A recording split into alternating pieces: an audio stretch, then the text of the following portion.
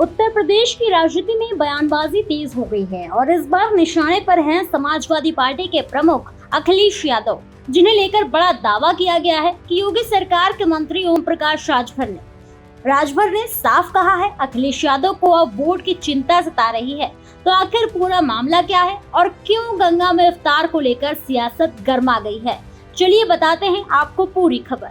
दरअसल योगी सरकार के 9 साल पूरे होने के मौके पर सुल्तानपुर में एक कार्यक्रम आयोजित किया गया था, जिसमें पंचायती राज मंत्री और सुबह सपा के राष्ट्रीय अध्यक्ष ओम प्रकाश राजभर शामिल हुए।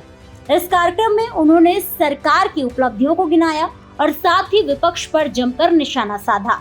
गंगा में इफ्तार पार्टी को लेकर जब अखिलेश यादव का बयान सामने आया तो ओपी राजभर ने पलटवार करते हुए कहा कि जब उनकी सरकार थी तब पैसे के दम पर काम होता था।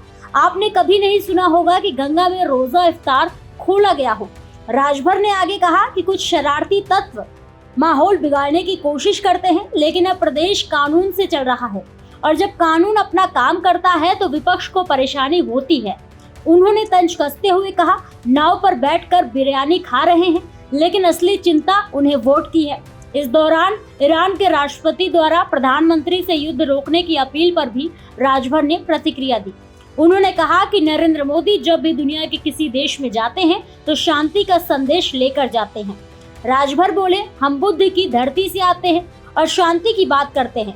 2 देशों की लड़ाई का असर आसपास के देशों पर भी पड़ता है। उन्होंने भरोसा जताया कि प्रधानमंत्री नरेंद्र मोदी युद्ध विराम के लिए प्रयास करेंगे।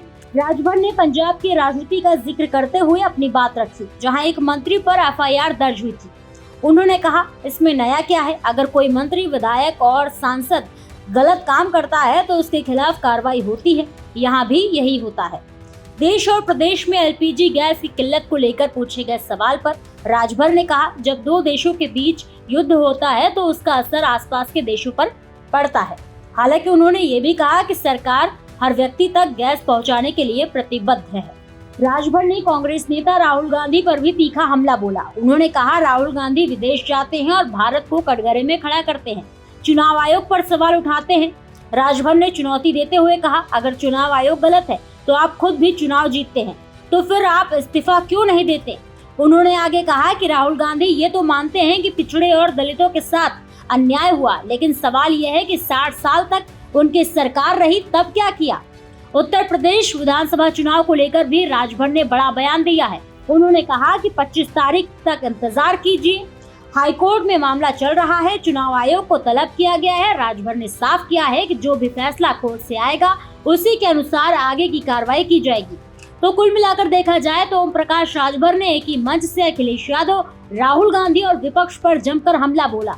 अब देखने वाली बात होगी कि इन बयानों पर विपक्ष की क्या प्रतिक्रिया आती है और गंगा में इफ्तार को लेकर शुरू हुई ये सियासत आगे क्या मोड़ लेती है।